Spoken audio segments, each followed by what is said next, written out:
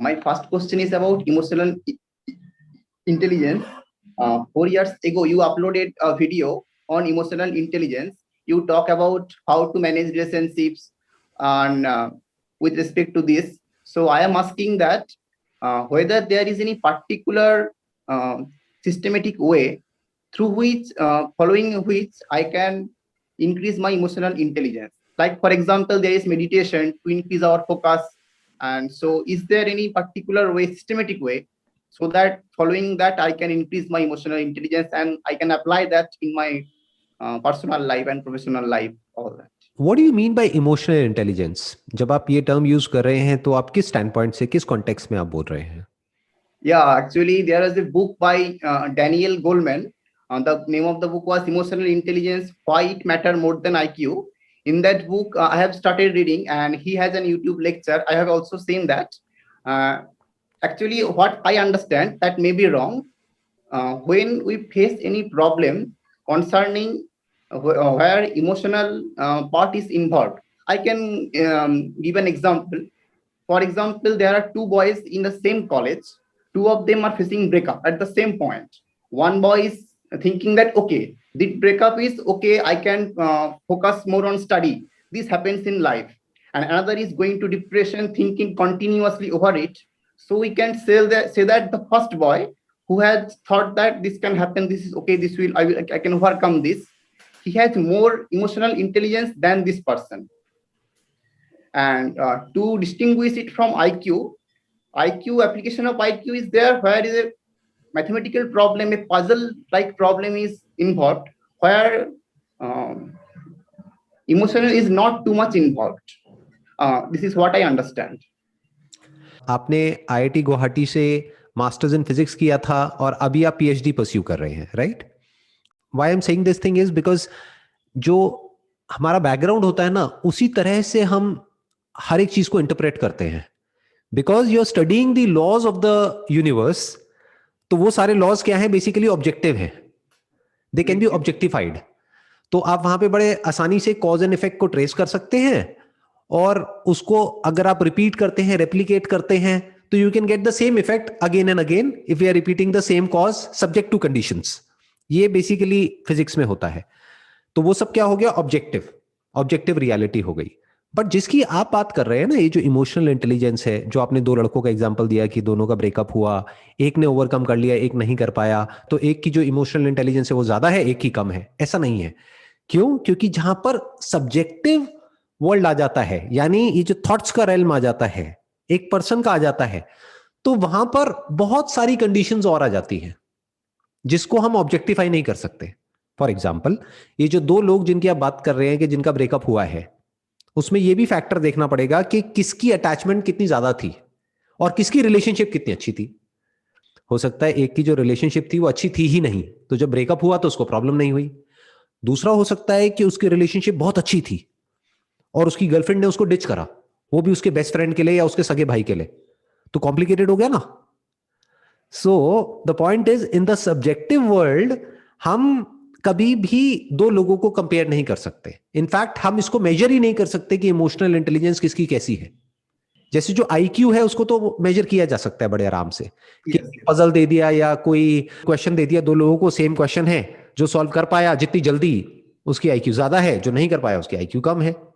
तो वहां पर तो फिर भी आसान है चीजों को मेजर करना, एनालिटिकल स्किल्स, लॉजिकल स्किल्स, उन सब चीजों को. But when it comes to emotions, तो there are lots and lots of factors involve, और इसको मेजर किया ही नहीं जा सकता है बिकॉज वो ऑब्जेक्टिव नहीं है ना, वो सब्जेक्टिव है. और किसके अंदर क्या चल रहा है, ऐसा कोई इंस्ट्रूमेंट नहीं बनाए कि उसको पता लग जाए कि वो एग्जैक्टली क्या है. तो अगर ये एक फैक्ट है जिसकी मैं बात कर रहा हूं, और यहां तक अगर आप देख पा रहे हैं, तो ये जो क्वेश्चन है ये रिडंडेंट हो जाता है कि हम अपनी इमोशनल जो इंटेलिजेंस है या जो इमोशनल आईक्यू है उसको कैसे बढ़ाएं. People are using these terms, but इसमें हम क्लियर कट लाइन नहीं ड्रॉ कर सकते कभी भी. क्योंकि एक है किसी सिचुएशन के बारे में सोचना कि हाँ मैं इमोशनली बहुत स्ट्रांग हूं, एक है उस सिचुएशन में होना. दोनों में बड़ा फर्क है. फॉर एग्जाम्पल, ब्रेकअप वर्ड अपने आप में कहना बड़ा आसान है, कुछ भी नहीं है. ब्रेकअप हुआ तो मैं उससे ओवरकम कर जाऊं। अरे ये भी तो डिपेंड करता है आपका रिलेशन कैसा था। If that person meant the world for you और फिर वो ब्रेकअप हो गया and there was not even the slightest of doubt in your mind कि ऐसा कुछ हो सकता है और फिर भी वो हो गया, तो इमोशनली उससे बाहर आने में टाइम तो लगेगा ही ना, प्रॉब्लम तो होगी ना। फिर वो चाहे कोई भी हो, फिर वो चाहे वही आदमी हो जिसने वो बुक लिखी है इमोशनल इंटेलिजेंस के ऊपर।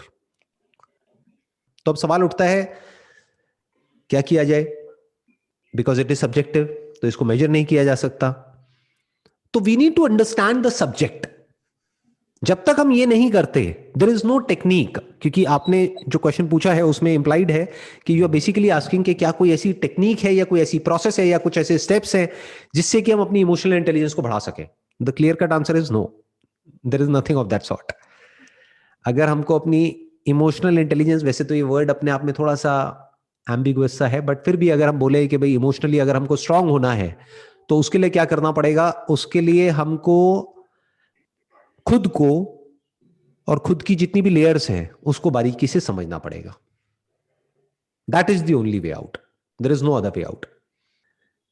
Eight the deepest level of your being, जो आप होते हो ना, जो आपकी आइडेंटिटी है, अगर मैं एक लाइन में इसको समअप करूं जो भी कुछ मैंने कहा है उसको, कि जो आपकी आइडेंटिटी है अगर वो इनकम्प्लीट है, वो फाइनाइट है, वो फ्रेगमेंटेड है और फिर वो किसी और के साथ में जुड़ेगा या जुड़ेगी, तो वो अपने ऊपर भी बर्डन क्रिएट करेगा और सामने वाले के ऊपर भी। That relationship will become kind of a burden on both the people involved.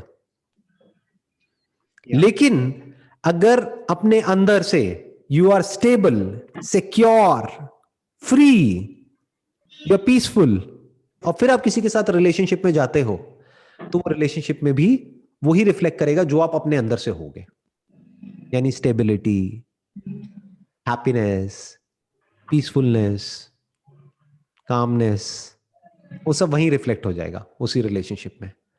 फिर जो रिलेशनशिप जैसी होगी वैसे ही आप अंदर से होते चले जाओगे। तो ये एक लूप बन गया एक तरीके से। जैसे आप अंदर से हो वैसे ही बाहर रिफ्लेक्शन है आपकी जो रिलेशनशिप्स हैं उसकी। अगर अंदर से आप पीसफुल हो तो आपकी रिलेशनशिप्स भी पीसफुल है, right? I had a second question about how important the asking of who I am. Actually, previously I was not interested in asking who I am, that question. But now, after talking with you, a new dimension has opened. So that was the second question, that I was not interested in asking who I am. I just wanted to know, is it okay not to be interested in asking who I am? Absolutely, it is okay not to be interested. Maybe because अभी जो priority है life में वो कुछ और है। May be because कि अभी आपको अपनी पढ़ाई पे फोकस करना है, अपनी पीएचडी पे फोकस करना है, उसके बाद में जो भी आप आगे आपके प्लान्स है उसको एग्जीक्यूट करना है, अपने जो गोल्स हैं उसको अचीव करना है। जब एक स्टेबल आप पोजीशन में आ जाते हैं लाइफ में, जब आपको ये लगता है कि फाइनेंशियली मैं स्टेबल हूं, सिक्योर हूं, फाइनेंशियली फ्री हूं, तब आप पूछ सकते हैं जल्दी क्या है। There must not be any kind of hurry in asking this question. This is the most fundamental question. There is no second thought about it. Because सोचो, इस फिजिकल यूनिवर्स के जितने भी लॉज हैं उसको आप समझ जाते हैं, जो ऑब्जेक्टिव यूनिवर्स है उसको आप समझ जाते हैं, जो वैसे आप कभी भी नहीं समझ सकते। Because the instrument through which you are perceiving is limited. Every instrument is limited. हर इंस्ट्रूमेंट की अपनी एक लिमिटेशन है। आप पीएचडी कर रहे हैं तो आप बड़े अच्छे से समझते होंगे इस चीज को। सिर्फ इंस्ट्रूमेंट्स की नहीं, हमारी थ्योरी में बोलते हैं कि थ्योरी का भी एक लिमिटेशन है, सिर्फ इंस्ट्रूमेंट्स का ही नहीं। उस थ्योरी को भी कॉन्ट्रडिक्ट किया जा सकता है या चैलेंज किया जा सकता है if we look at the same situation from a different stand point. So that theory is nothing but a stand point. What is a stand point? Either the instrument through which we are perceiving, whether that is micro और macro. So basically क्या हुआ कि जो instrument है वो भी limited है, and the object of perception appears to be different the moment we change the instrument. Yes, that happens. And ultimately it is all connected to the observer. जो quantum में आप पढ़ रहे होंगे, quantum mechanics, right? Quantum physics, that is the main topic in MSc physics. तो आपके क्या thoughts हैं वेव पार्टिकल थ्योरी के बारे में? In standard physics, wave particle theory, the same object sometimes can behave as an wave, and the different kind of circumstances, the same object can behave as a particle. For example, if I talk about electron, if we shoot the electron in an electron receiver which can receive electron and send the message that electron is received, then that will act as a particle. But if we do a double slit experiment, if we pass many electrons through a double slit and try to find the interference pattern, how the electrons are being overall being collected on a pattern, that shows an wave-like character. So same thing is showing something, sometime wave-like character, and sometime exactly same thing is showing particle-like character. So there is a dual nature in the particles and waves, both cases. और अगर spiritual perspective से देखा जाए तो इसका answer जो है वो आपको स्पिरिचुअलिटी में मिलेगा आगे जा करके. ये जो डुअल नेचर है ना जिसकी आप बात कर रहे हैं, reality basically it appears to be something else the moment there is an observer. और जिसको हम ऑब्जर्वर बोल रहे हैं that is not an observer, that is the instrument of observation. यानी हम जो वहां पर प्लेस कर रहे हैं, हम कैमरा प्लेस कर रहे हैं, क्योंकि जो इलेक्ट्रॉन्स है जिसको फायर किया जा रहा है उसको तो हम अपनी आंखों से देख भी नहीं सकते हैं. So there is no conscious observer per se for that matter. हम उसके इफेक्ट्स को देख पा रहे हैं, हम उसकी परछाई को देख रहे हैं, हम एक्चुअल में तो उसको देख ही नहीं रहे हैं. Am I right? Yes, yes. Number one, we are seeing through an instrument, and number two, we are seeing the contact of the electron with a wall. तो we are seeing the contact. अगर उस wall को भी हटा दें तो camera क्या देखेगा? कुछ है ही नहीं कैमरे के लिए देखने के लिए. तो हम ये देख रहे हैं कि उस वॉल पे वो इलेक्ट्रॉन कैसे बिहेव कर रहा है in the presence versus in the absence of a camera. That camera is not a conscious being. Yes. तो जिसको हम ऑब्जर्वर बोल रहे हैं that is not an observer, that is the observed. क्यों? क्योंकि कैमरा को भी हम ऑब्जर्व कर सकते हैं ना. Yes. Not just the objects which are perceived through the instrument are the observed, but the instrument is also observed. It's also in the realm of the observed. ये जो बॉडी है एक इंस्ट्रूमेंट के जैसी है, और इस इंस्ट्रूमेंट की कैपेबिलिटीज को बढ़ाने के लिए हमारे पास में साइंटिफिकली बहुत सारे इंस्ट्रूमेंट्स हैं जिसके थ्रू हम परसीव करते हैं. तो वो जो इंस्ट्रूमेंट्स हैं वो भी इसी फिजिकल फिनोमेना के बने हैं, मैटर के बने हैं, और जिसको हम परसीव कर रहे हैं वो भी उसी का बना है. बिल्कुल ऐसा है जैसे किसी शीशे के अंदर कोई रिफ्लेक्शन का दिखना, reflection of a stone on a mirror, but that mirror is also stone जिसका सरफेस अलग है. Mirror is also a matter. What is the difference? उसकी फिनिशिंग अलग है, उसकी जो क्वालिटीज है, इंट्रिंसिक जो क्वालिटीज है, if you look at it at a fundamental level, तो इवन मिरर जैसे बहुत सारे स्टोन्स होते हैं उसमें किसी में रिफ्लेक्शन दिखती है, किसी में नहीं दिखती है. तो फर्क क्या है? Quality of stone is different, right? जिस कंडीशन से होते हुए वो स्टोन वहां तक पहुंचा है, वो जो जर्नी है उन दो स्टोन्स की वो अलग अलग है, बट है तो फंडामेंटली दोनों के दोनों स्टोन ही है, तो मैटर ही है, तो पार्टिकल ही.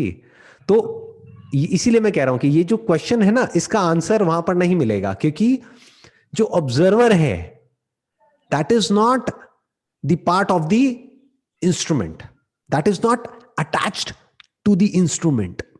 इसको समझना पड़ेगा वो. लेकिन आगे की बात है, वो जब आपका इंटरेस्ट आएगा ना हु एम आई में, तब आप इसको क्वेश्चन करिएगा, तब आपको आंसर्स मिलेंगे, और वो बड़े इंटरेस्टिंग होंगे. उससे अलग होंगे जो अभी आप बुक्स में पढ़ रहे हैं, कर रहे हैं, बट बहुत इंटरेस्टिंग होंगे. बहुत मजा आएगा उसको स्टडी करने में, उसको बारीकी से ऑब्जर्व करने में. आप ये बताओ कि आप जो भी स्टडी कर रहे हो, आप अभी पीएचडी कर रहे हो, और फिजिक्स में जो भी आपने स्टडी किया है, क्या ऐसा पॉइंट है जहां पर जाकर के साइंस स्टक हो जाती है?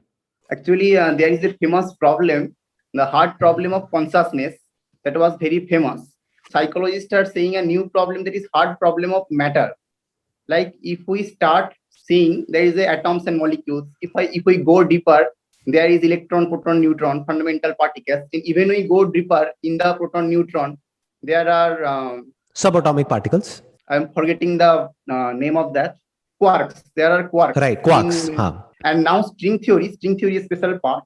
They are saying that within the quarks we can imagine there are strings. So where actually the matter is? First we thought it was atom, and then we are thinking that it was electron, proton, neutron. Now they are saying it is quark, and now the theorists are saying that there may be some strings, vibration of which is creating the whole world. So what is actually the matter? This is one question. And the existence of string, that is only in theoretical construction, because to verify that whether the strings are exist or not, whole string theory is based on that. no instrument has been discovered. Actually, our power of instrumentation is not that far to test that theory. So it is a problem. That where is the matter? It is a problem. ये जो आप बता रहे हैं ना कि जो subtlest of particle है, या फिर ये कह लो particle in its subtlest form, which is not a particle, which is basically a wave, and that too of such a high frequency. तो अगर आप फ्रीक्वेंसी को बढ़ाते चले जाओ, वेवलेंथ को कम करते चले जाओ, तो एक ऐसा पॉइंट आएगा, क्या होगा आप बताइए? I cannot distinguish between the peaks, and the wavelength is so small. I will not be able to distinguish whether the peaks are coming and whether this is going down and whether this is coming. I will see an average, something like that. Absolutely. मतलब वो एक straight line के जैसी होगी. Straight line के जैसी, बिल्कुल जैसे डेथ के टाइम होता है. डेथ में आपने देखा होगा मूवीज में, ऐसे चल रहा होता है, and then after that it's like a straight line. So it's going to be a straight line. तो ये जो स्ट्रेट लाइन है, ये जो हार्ड प्रॉब्लम ऑफ कॉन्शियसनेस है, ये जो अल्टीमेट रियलिटी है, इसको वेदांता में ब्रह्मन बोलते हैं, इसको आत्मा बोलते हैं. आत्मा मतलब मैं मतलब क्या? अब वो उस लेवल पर मेरा मैं और आपका मैं अलग अलग नहीं है, एक ही है.